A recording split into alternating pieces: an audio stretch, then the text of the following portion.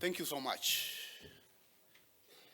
The Vice Chancellor, Accord University, distinguished guests, other guests, students, good morning. We are here once again to share our thoughts on this now big thing. Somebody said it's a now big thing, it's not the next big thing. On this now big thing called online learning. We find, I'm going to do a presentation on the drive and once more the future of online learning education in Africa. We want to look at the appetite that and the circumstances and the environment that makes it so conducive for us to think more online learning than we think of physical classroom learning. What is this that is making it so favorable for this to happen? That's what we want to look at today. And we'll find there's enough reason, there's enough factors in the environment that would drive us, that would make us shift our focus from physical classroom learning to online learning, and particularly so in this continent of Africa that we love so much. One banker said that online learning is not the next big thing, it is the now big thing. The realization that we need to balance three things in life. One is education, the other one is family life, and the other one is career. If you need to balance these things, then you must look for the way these three things can integrate. And one thing that is lifelong is education. You stop nowhere. You continue going, looking for more and more knowledge. And to look for more knowledge and balance family and balance career, you must look for a flexible approach. And the world has come to the realization that this flexible approach to life, to education, to career, to family life is what must work. So this banker said online learning is not the next big thing, but it's the now big thing. And there's enough drive for this. What drive? We are saying that one such drive is the world's continued pursuit for sustainable development goals. Goal number 4 is talking about pursuit of quality education. This goal number 4 is saying that we need, as a continent, as a global village, to provide inclusive and equitable quality education and promote lifelong learning opportunities for all. For all, underline that part, for all. How is it going to be possible that we are going to be able to promote inclusive and equitable quality education for all? How is it going to be possible? Are we going to continue constructing classrooms? Where is the space? If I ask you, where is this space where we're going to continue constructing these things? There is no space. So in the world's pursuit, and the continent of Africa is part of this world, in the world's pursuit for the global goal number 4, which is quality education, and for that matter for all, there is this increasing appetite for online learning. There is this all being put together so that then online learning is the direction to go, so that then all of us are able to access education, particularly to higher education. And if you look at that goal, number 4, which is quality education, you cannot look at it in isolation. And you don't look at the other goals, sustainable development goals. You cannot look at it in isolation. We are saying that if you look at the goal number 1, which is no poverty, the other goal, zero hunger, number 2. If you look at goal number 8, decent work and economic growth. If you look at goal number 9, industry, innovation and infrastructure. And goal number 17, partnerships for these goals. And every other goal, sustainable development goal, global goal. At the center of these goals is goal number 4, quality education. And for that matter, quality education for all. These other goals cannot be realized unless goal number 4 is realized. And there is this increasing drive towards the pursuit of these sustainable development goals by global partners, the nations, and the family of nations.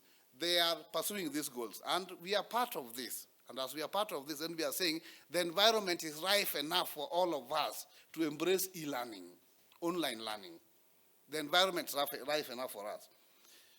We also have growing youth population. There's growing youth population. If you compare the population groups, the ladder, you will find the youth population is growing very fast. And the only way we can accommodate youth population in education, they can have increased access to education in their large numbers that's growing, is online education. So that is an environment enough. That's an opportunity enough. That is a drive enough for this online education. And just like Asena Donna said, online education is the now big thing. We cannot wait longer. After all, we don't have these resources as a world, as a continent, to continue constructing physical entities like this one, so that then we can come for seek education within them. No. We are saying that that growing youth population is an opportunity. It's a drive for online education. And so is undersupply of quality and affordable education as it is today. If you look at the continent of Africa, for example, we are saying that there's inadequate quality and affordable education, and we are saying the rates of enrollment stand at about 8%, which is way below the global enrollment rate, which is at 2%. And that's according to British International Investment, one author RA 2020. One of the recent statistics is telling us that. So we are saying that with that undersupply of quality education in this continent of ours, then that is reason enough for us to go the direction of online education. That is a drive for online education. We also have growing interest and demand. In the past, there has been, if you like, lackluster interest in online learning. Somehow perception, we look at that next, did not favor online education. Today it does. What with the experiences we have had in the past, we are coming to that. We are saying there's growing interest and demand for online education. If you look at the statistics 2011-2021, 10-year period, there has been online courses, open online courses have risen from 300,000 to 220 million. We are saying enrollment into the demand into online courses has risen from that to that figure. So we are saying that that's a period of 10 years. You can see the growth, that growing interest for online education. And we also talk about between 2011 and 2019, hybrid and distance-only education offered by traditional universities has increased by 36%. And with the circumstances of COVID-19, it rose to 92%. Suddenly there was an awakening. We need to go online because we can no longer be together. Yet this thing is necessary. You cannot stop it. You see? There's an awakening. So we are saying we can tell with that increasing appetite or renaissance towards education today, and for that matter, online education, that presents us even more opportunity. The more we should be happier with this phenomenon we want to call online education, that we call online education, which is now the now big thing. We are saying that, yes, disruptive pandemics is one other drive. And we are not going to say, we cannot say that COVID-19, which taught us a lesson, is it, and that's all. We don't know what is next. And pandemics are all over. Pandemics, they may not be global, but we hear of pandemics. And so we are saying the next pandemic, we don't know when it's going to be there. But we need to be prepared. We are saying that the pandemic taught us 1.6 billion young people, about 80% of enrollment across the world dropped out because of COVID-19. They were out of school. That's across 161 countries. So we are saying that institutions then have taken it, grabbed the opportunity to begin to embrace technology and to level education. Unfortunately, with the rush, the learners have had mixed experience. That mixed experience is going to go away because online learning is the now big thing. They have had mixed experience, partly because the rush by institutions offering online learning did not make it favorable for them to deliver the level of equality that needed to be delivered for online learning. It was to accommodate the fallout due to COVID. But now that realization is stronger. We are saying that is drive enough. This sort of pandemic has taught us a lesson, will continue to teach us a lesson, and we need to be better prepared. One direction to go, tell the people outside there, the direction to go for education today is online learning. And we'll see more drives why we need to do that.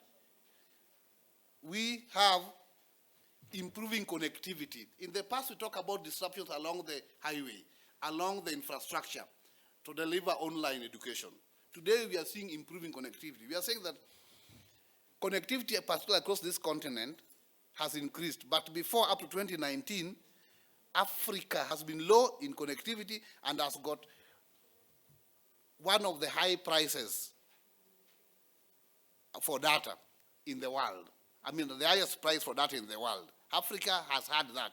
But this has improved with the partnerships that deliver this infrastructure. And we are saying that by 2019, up to only 18% of households were connected. But this has improved. So if this has improved, then this is the opportunity. And this is the drive towards online learning. And every other area is getting connected with the spyway, so that then we are able to deliver online education more seamlessly without disruptions of the infrastructure. So that is what has improved. Improving connectivity is a drive. It should tell us that this is now possible, and possible in a better way, and this is the way to go. And therefore, the fears in the past are slowly fizzling out, and people are embracing online education. We are also saying that there is growing partnership for online education. Governments are partnering with connectivity providers. Online education companies are partnering with content employers so that they can include in their curricula programs that then favor workplaces. We are talking about partnership between universities and education technology companies so that they can then acquire this technology equipment that will be able to facilitate online education. This is witnessed. We are talking about creation of innovative financial solutions to bridge that gap. Today, our theme is affordable online education in Africa. We are talking about that aspect also.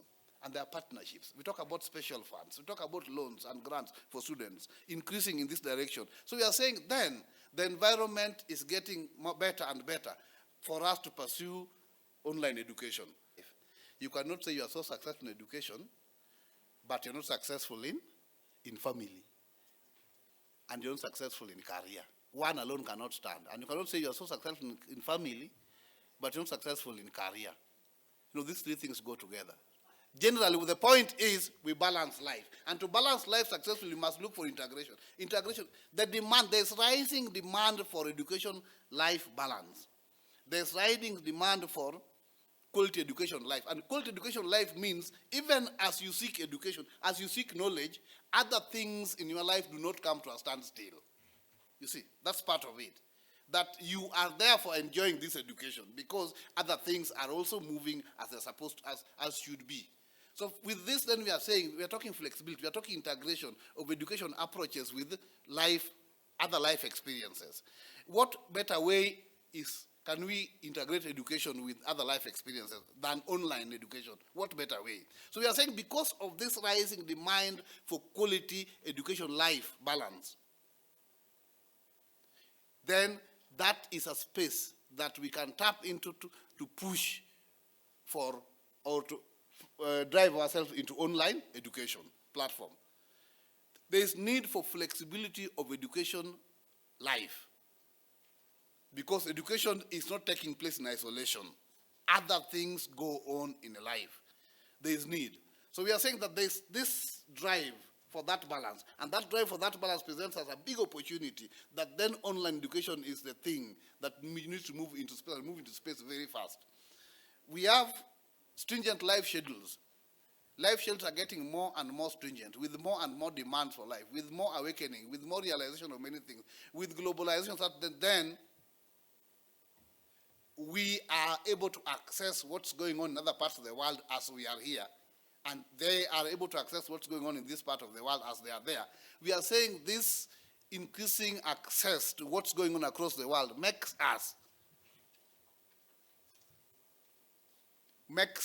the drive for online learning very appropriate. And we also have increasing globalization. So we are saying, what's globalization? Measuring up to world standards. No one wants to operate in this world in isolation. So we want to operate in this world as others are doing it. In the past, we have our curricula, we have our systems of education, we have the way we do our thing. We think our education should be able to propel us in this continent only. No.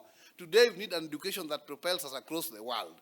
They need an education that propels them across the world. And therefore, we are saying the better way to access education from here, and I'm from Accord University, and I'm here in Kenya, is online education.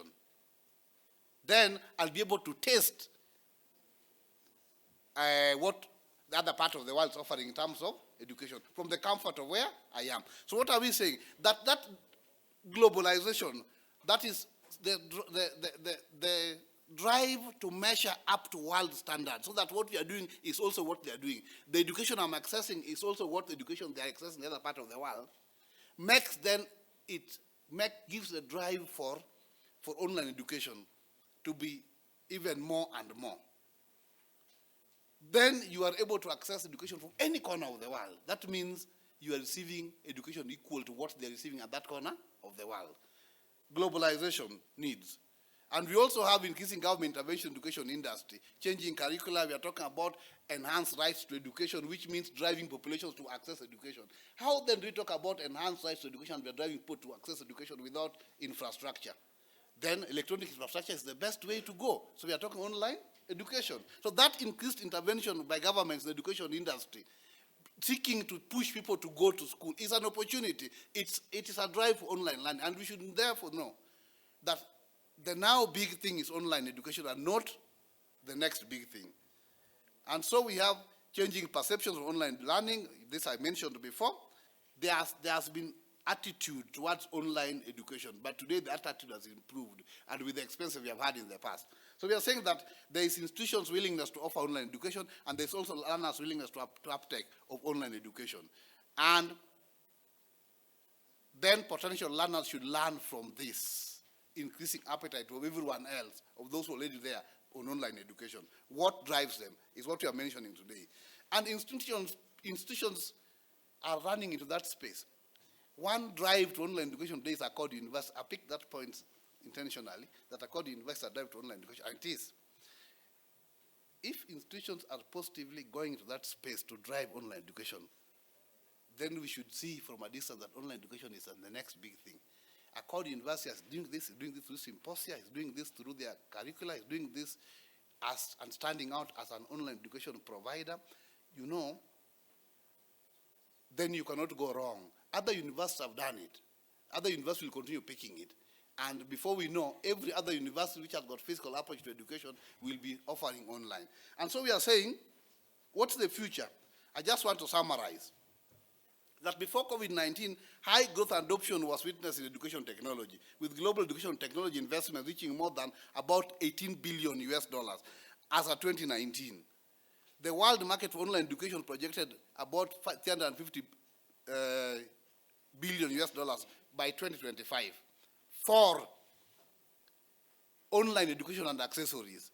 So we are saying this is an opportunity to boost online education in Africa and help increase access to higher education.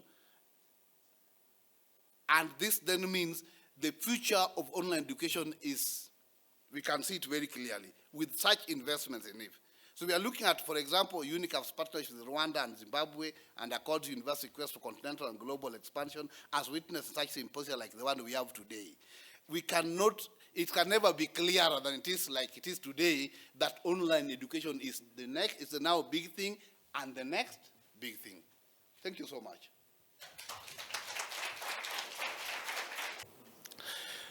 Coming from the background of mental health and psychological well-being, I'm a psychologist, a trained psychologist myself, but I planned to shift my interest into well-being diplomacy because, after COVID-19, we are too much hesitating and too much panicking of, different flus and everything. So I tried to incorporate a new concept in diplomacy, which is called well-being diplomacy. You must have heard cultural, educational, trade, etc., etc. And the first speaker, one of the faculty members at the Accord University, said that he does not know, or we all do not know, that what is the next pandemic. And I think mental health and well-being is going to be the next pandemic if it's not taken care of. Mental health at this point of time, especially after COVID-19, has impacted all of us because we were under lockdown.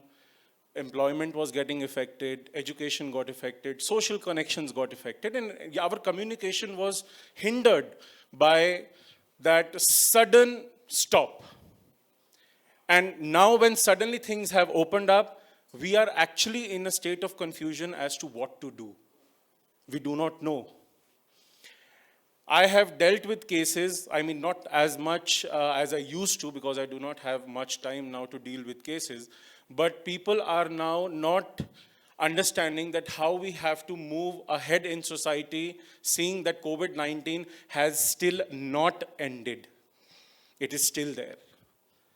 Every now and then WHO says, Dr. Tedros keeps on expressing that a new variant is going to come in 2023, which is going to be more harmful, and it's going to harm the skin, not the lungs, as it was in 2021.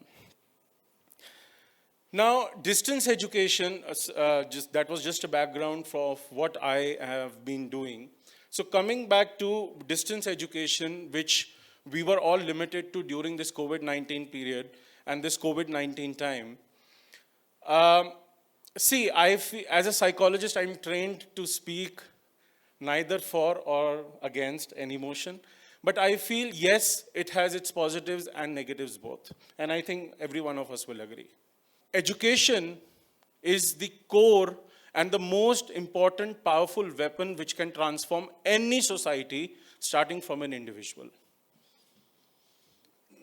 And when I say education, I mean quality education.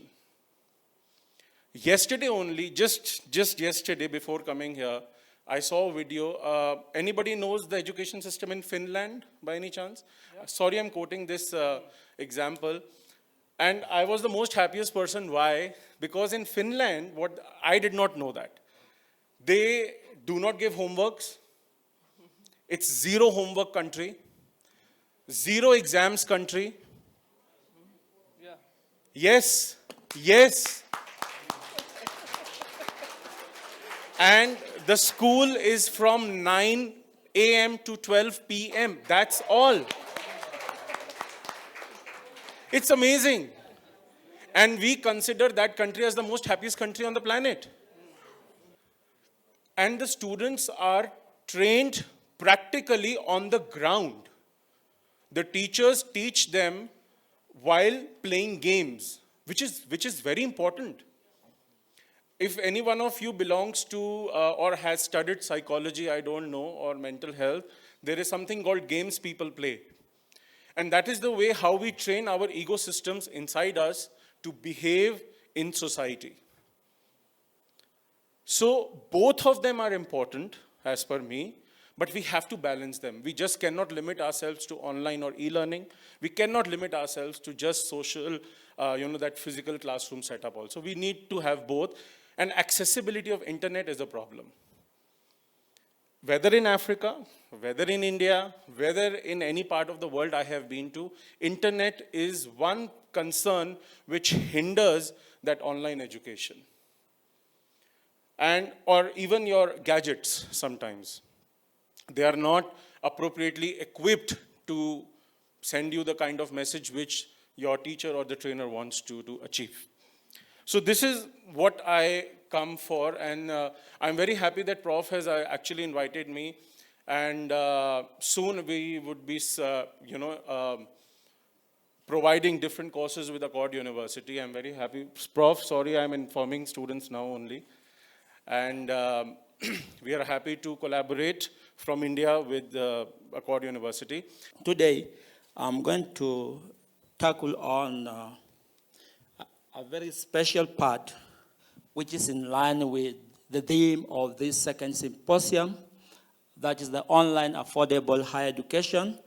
I'm going to look at the challenges of online education in Africa.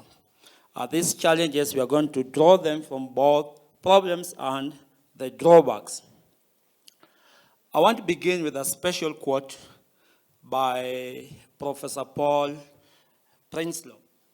Prinsloo acknowledged that open, distance, and e-learning has the potential to contribute to economic growth, erase intergenerational poverty, and address societal injustices and inequalities on the African continent.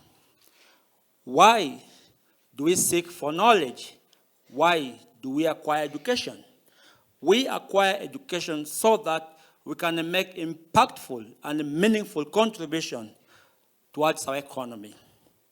We seek for knowledge so that we can be able to fight and eradicate poverty. We seek for knowledge so that we can be able to address the societal injustices, and they are very numerous across Africa. We also seek for knowledge to achieve equity.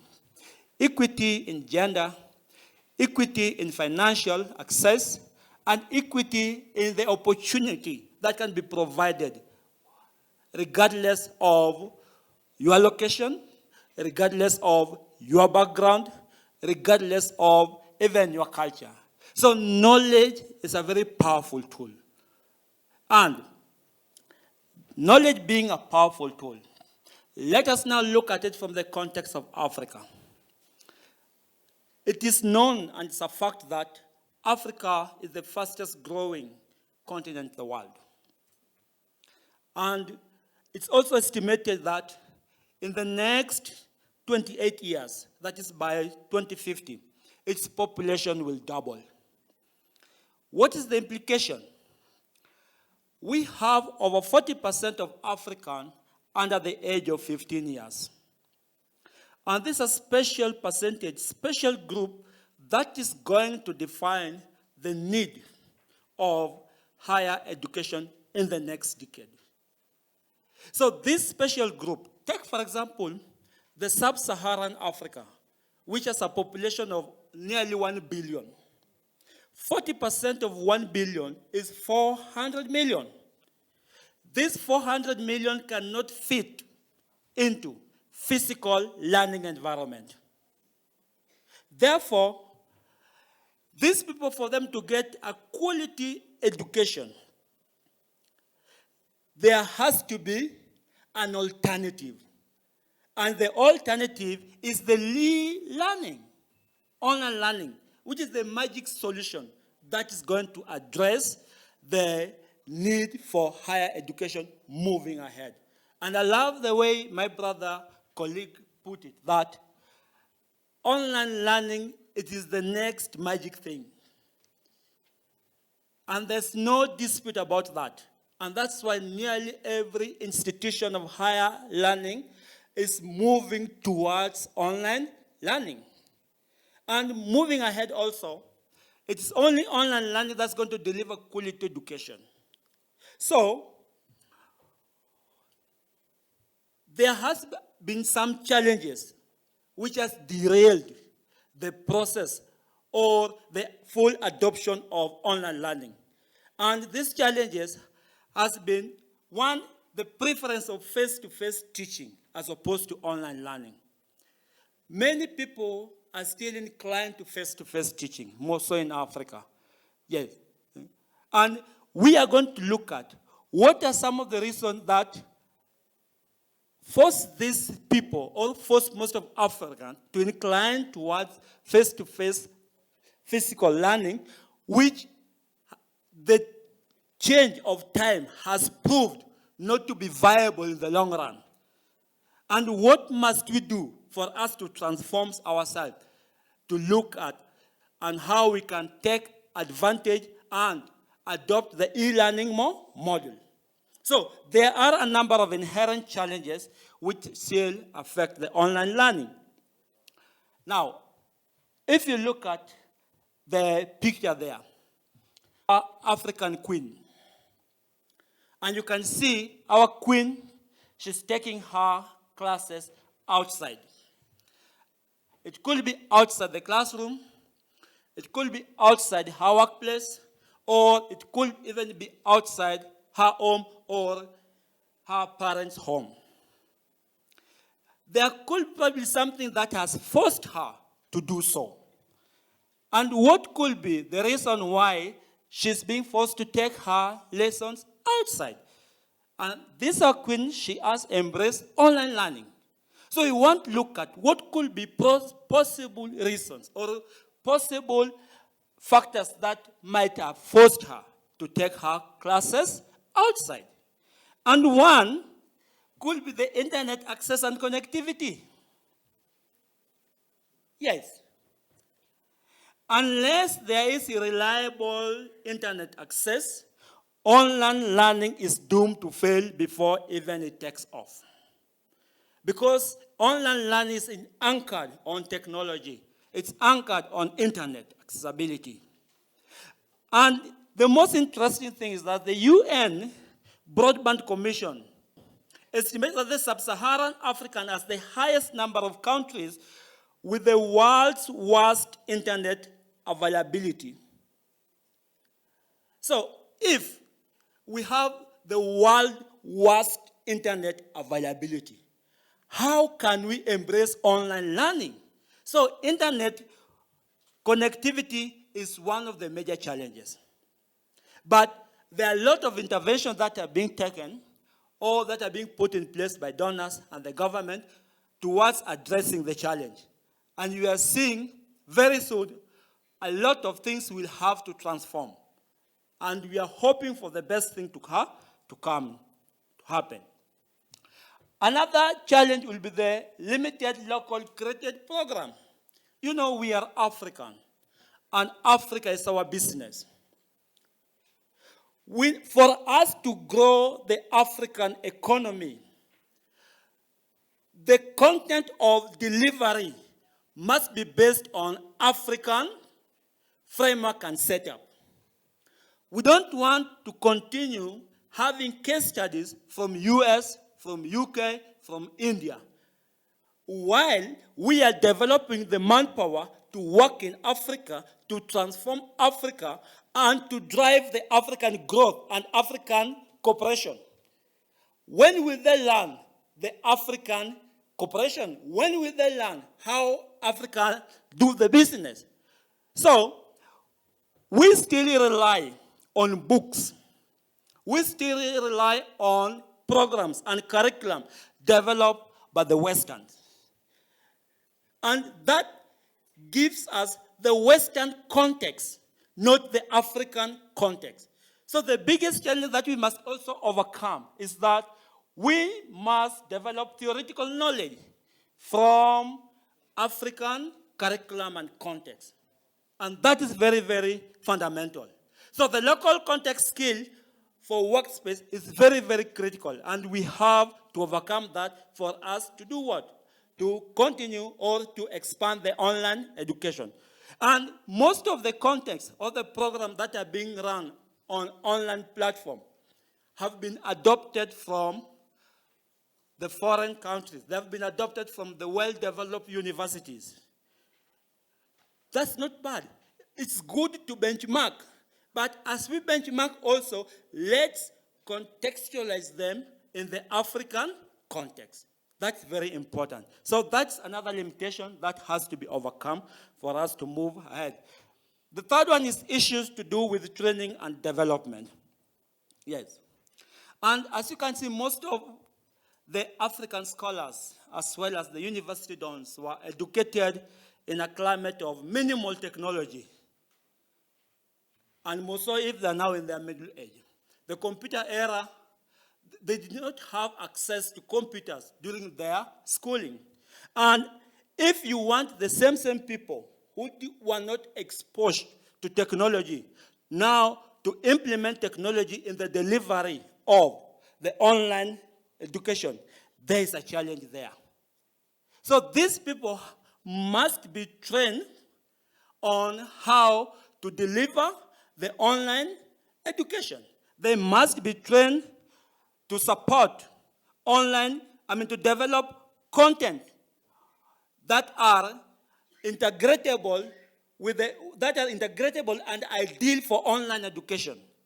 So there's a gap there. So unless we bridge this gap, there will be a very big challenge. So there's a need for developing and implementing competencies for online learning on the educational providers, the lecturers, the don, and the university staff that are supporting the what? The online education. So that's a challenge that has to be addressed for us to move ahead. Another one is to do with the challenges of M-learning. Yes. The next frontier that's going to define online education is the M-learning. That is the mobile learning platform. Why? Nearly everybody has phone. The smartphone, the iPhone. And phone has become a very critical tool that has defined the operation in nearly all sectors of the economy, including education. So we need to develop programs which can be, we need to develop programs which are tailored towards mobile learning. The programs which can be read and understood through mobile platform or the mobile apps for us to catch up with the technology. Like my queen, you saw my queen, she was learning from a tablet. Yes, tablet is not a desktop framework. You, through your phones, you can still attend classes. So we need programs which are app-oriented, which can be downloaded and used to deliver the online learning through mobile phone. So unless that's also addressed, there is a very, very big challenge for the online education to pick up. And we have the last one here being the inequality of access to the technology. And I have very good 2 pictures there. And these are the people we are looking for. These are the 40% who are below the 15 years. We are looking forward to embrace the online education tomorrow. Now look at my first picture. The first group, they are introduced to technology at the A level, at the basic education. Already, they can at least have some literacy skills on how to handle the what? The computers. The second picture there, there's another learning environment, classroom. You see, even the nature of the classes, how it is. Do you think it's possible for such people to use technology? It's not possible. And we expect those students from that second classroom also to adopt online learning tomorrow. So unless we transform and invest heavily in introducing the ICT illiteracy at the all level or the basic level education, we will not be able to take advantage or full advantage of online education. So there are a lot of investment that needs to be done at the basic level in terms of empowering the low-level students with ICT literacy. And that's a fact. I want to sum it up with a quote by Joe Bestford. Joe Bestford, who is the director of Greenshot, echoed in one of the symposiums that was discussed, future of online education in the world. And he emphasized that to innovate in the education system, one must be thinking of innovation through collaboration and be prepared to listen, because innovation takes time. And you have to be willing to take the journey with the community you serve. We as Accord, we are more than willing to take that journey with you, the community that we serve. As Accord, we are willing to transform the e-learning in Africa towards affordable, quality, and sustainable online education. That is the aim of Accord.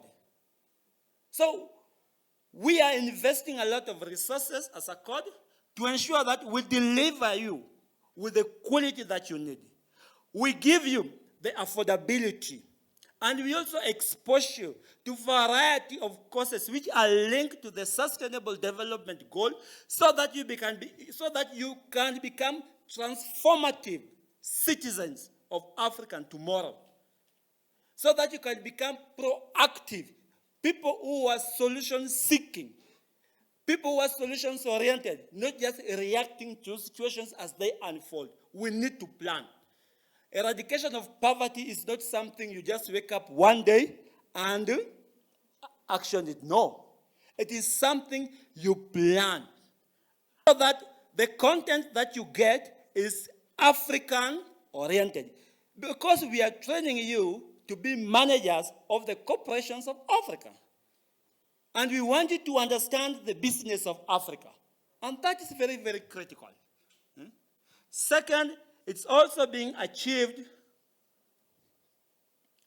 through collaborative network, support for online infrastructure. We need to get support for online infrastructures, framework, and other interactive learning support through our partners. As you can see, Accord has an elaborate connection with various United Nations organizations. And that is a plus to us for the purposes of subsidies of the courses, and as well as also ensuring that the courses are aligned to the need and the demand of our stakeholders or the users, whom at the end of the day we train you to serve. I want to sum it up with a quote by Joe Bestford. Joe Bestford, who is the director of Greenshot, echoed in one of the symposiums that was discussed, future of online education in the world. And he emphasized that to innovate in the education system, one must be thinking of innovation through collaboration and be prepared to listen, because innovation takes time.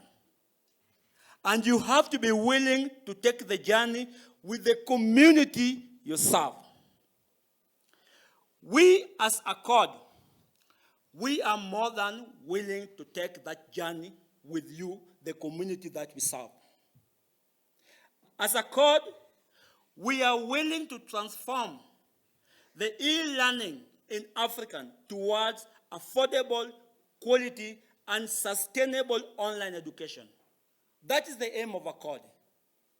So we are investing a lot of resources as Accord to ensure that we deliver you with the quality that you need.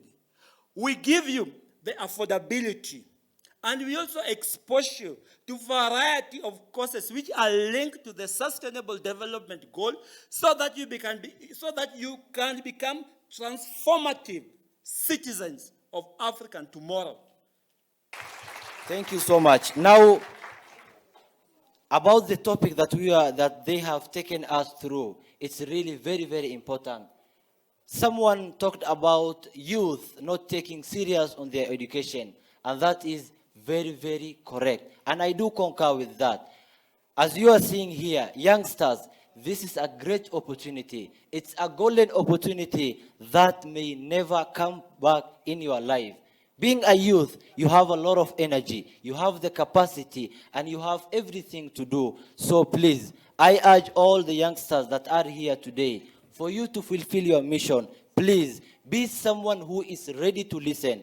Be someone who is ready to be guided. In this life, there are ups and downs. You cannot walk alone. A good example is the baby. The baby walks, fall, and automatically, at long last, the baby perfects the walking skills. And that is the stage that we are. We need to be guided. We need to be directed. We cannot go anywhere, anyhow that we want. No, we need to be guided. So let's be people who are ready to listen, who are ready to sacrifice their time, their energy, and everything. Knowing that and bearing in mind that education is the key to success. So as okay, e-learning, it's also, we want to learn from our comfort zones. We also want to join the class and mute and switch off the cameras. We all want that. We also want to do the exams from online, especially the exams. We can go to class for our normal lessons, but the exams, online exams, we also want it, but that is if the concerned institution is ready to eradicate all the challenges, especially the technical issue, because that's not a thing that we can solve as students. It's up to the institution itself. So thank you so much. I wish you a splendid day ahead. Thank you. I want to start my degree, and I'm 100% sure I cannot sit in class. That's what I know, since I'm up and down with the startup and all that. So I'll take the e-learning classes. I know it has some of the challenges, but I think it's through the challenges that we conquer, right? So I also take this opportunity to thank Aisha and the organizers to give me this opportunity to speak to you. And I hope, ladies and young men, I'll see you in the tech spaces. I really need women a lot in the tech spaces. Thank you. I taught myself everything that I know. I taught myself speaking through applications, Skillshare, Coursera, Udemy, same universities like Accord. That is how I made myself who I am today. If you want to know the importance of e-learning, maybe find me later and I will show you the image that I was 3 years ago and the person that I am today. In between the 3 years, everything I did was through e-learning. Many people will tell you e-learning will be boring, e-learning will be depressing, e-learning will be hard, but I believe everything is just a mindset. If you set your mind to learn something, to get a skill, to be very good with something, you will do it, whether it's e-learning or whether it's school format. I am in love with doing it online. You can be in love with physical stuff, but always e-learning comes with the accessibility, being cheap and everything else.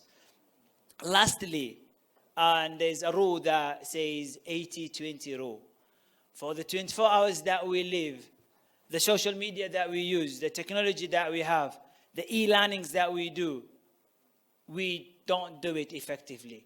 The 80-20 rule teaches you that 80% of the efforts that we do will only result to 20% of the results that we get, and vice versa. The 20% of the efforts that we do will result to 80% of the things that we become. For social media, let's say we are awake for 12 hours. For the 12 hours, 80% of that time, we are on TikTok, we are on scrolling, on looking stuff that are not helpful. And in turn, we don't get even 20% of the results we say. Let's say out of the 12 hours that we live, we put in 2 hours. 2 hours, which is only 20% of the time that we have. We have 12 hours. 2 hours of that, which is 20% of that. And we get an app, we go to Accord, we do something and learn a skill. We will definitely reap the results that will be 80% of what we didn't put in. Learn to use the power of 80-20 rule and anything to do with online, anything to do with e-learning, anything to do with improving yourself will be easier for you. I would still want to talk, but Aisha here is saying, nah, you're done. When I was coming here, actually, I wanted to speak Swahili today. I have been learning Swahili a lot. And then I came here, I forgot how you say hi. Was it habari yako? Anyways, it was my pleasure being invited here. Asanteni sana. I know some Swahili, but it was fun talking to you. Thank you. So online education is quite limiting in terms of what you can study and what you can't, because there are subjects or like faculties or programs where you cannot like really study on an online platform. So is there like there are so many courses out there, and different people want to take different things because of maybe the way they themselves are. There are people who are interested in some other things and others in other things. And so, what if what I want to study, for instance, you were mentioning how it's not easy to study medicines, for instance, on an online platform. So is there going to be every course accommodated in this program, or there are others that will outrightly not be able to be done on this program, even in the times to come? Because this is something that just started. So maybe there are things that people can study at the moment, but there are others that people can't. But in the future, is there going to be inclusivity in terms of all careers? Like whatever I wanted to study, I can go and study that at Accord University because they provide that. If you look at the growth and development of online learning, in the early times, it was distance education, and that entailed materials being sent physical to where the location of the student. They look at the material, the time for the exam, they come to the institution, have some in-house setup, and they do the exam. Then progressively it went to e-learning, and e-learning where we have electronic materials being sent, and the student is on them and still comes to do the exam face-to-face.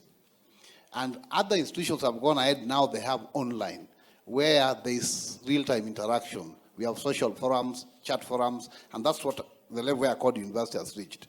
Discussion forums, assignment forums, where you can interact electronically, real-time with fellow students and with the lecturer through learner support systems that enable you to do that. And the progress is witnessed because of necessity. With COVID, we all put on masks. There were drawbacks. Is about mental health. Please make me understand how I'm going to connect with you through online learning, yet I'm just giving an example. I'm assuming that I'm facing like a situation and we are having a mental health class and like it's everyone here. Of course it's online, but how do I come open to you and say that this and this is, I need you to understand me, but I feel like online doesn't really connect me and you. What I feel is a physical meeting or a physical me and you really connects. How do you convince me that, you know, when you're having a mental health class online, it's going to help you? Because mental health, it's all about therapy, right? So how do I get therapy through online and get help? See, since the pandemic happened, so my team also obviously we shifted to online counseling sessions and therapy. You are very much right. Even I am not in favor of online therapies because it does not work that well. And therapies are to be done physically. Yeah. So, but nonetheless, we have had a good success rate. And when it's a class, when you talk about a class, it's a certificate, I mean, it's a lecture class. So during that lecture class, obviously you will not stand up and say that you need to understand me and I'm going through. Obviously it's after the class and the kind of rapport you have built up with the lecturer or the facilitator, that will help you.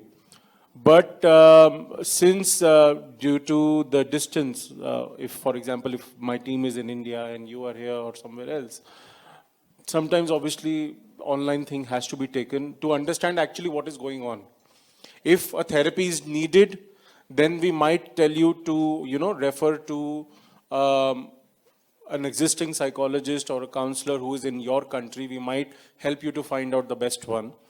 But to understand preliminary, the evaluation, whether do you need also therapy or not, that way the counseling session online can actually help out.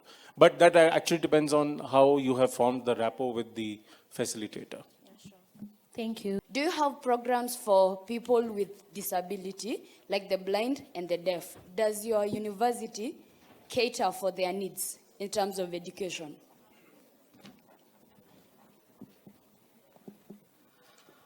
Unfortunately, no, but we are developing these programs. We want to develop these programs. We don't have the resources currently, but as soon as we do, we are going to develop programs that will cater people with disability, ma'am.